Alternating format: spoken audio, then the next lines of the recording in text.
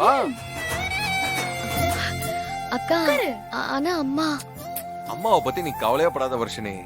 அவங்கள கோயிலுக்கு போய் இசை பேர்ல அர்ச்சனை பண்ணிட்டு வாங்கன்னு நான் தான் அனுப்பிச்சு வச்சிருக்கேன். இன்னும் 1 மணி நேரத்துக்கு அவங்க இந்த பக்கமே வரமாட்டாங்க. விஷால், உனக்கும் இசைக்கும் நாங்க எவ்வளவு நன்றி சொன்னாலும் பத்தாதுரா. வேற ஆவுனா நன்றி நன்றின்னு அடம் முடிச்சுக்கிட்டு இருக்கான். வர்ஷினி நீ உட்காரு. இசை, நம்ம ஃபங்க்ஷன் ஆரம்பிக்கலாமா? சரி, ஆரம்பிக்கலாம். சரி, ஆரம்பிச்சிடலாம். ராகவ், வர்ஷினிக்கு நீங்க தான் வளையல் போடணும். போடுங்க. இல்ல இசை. இசை, நீதான் வர்ஷினிக்கு இந்த ஃபங்க்ஷன் நடக்கணும்னு ஆசைப்பட்ட. அப்ப நீதான் முதல்ல வர்ஷினிக்கு வளையல்லாம் போட்டு விடணும். அப்படியெல்லாம் இல்ல விஷால், ராகவ் தான் முதல்ல வர்ஷினிக்கு வளையல் போடணும்.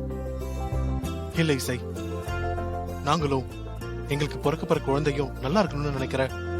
நீங்க 2 பேரும் தான் முதல்ல தீர்த்தம் கொடுக்கணும்.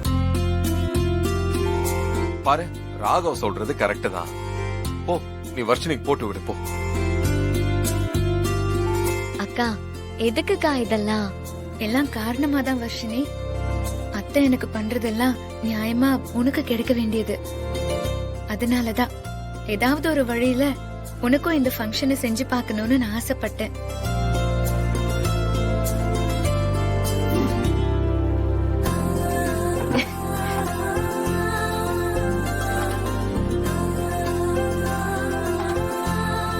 இசை,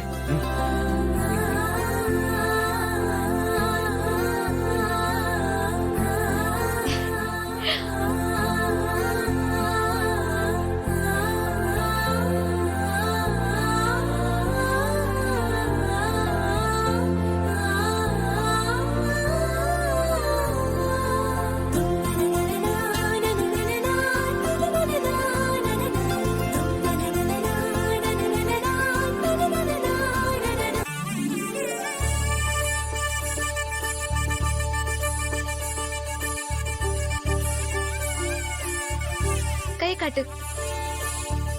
அந்த கை.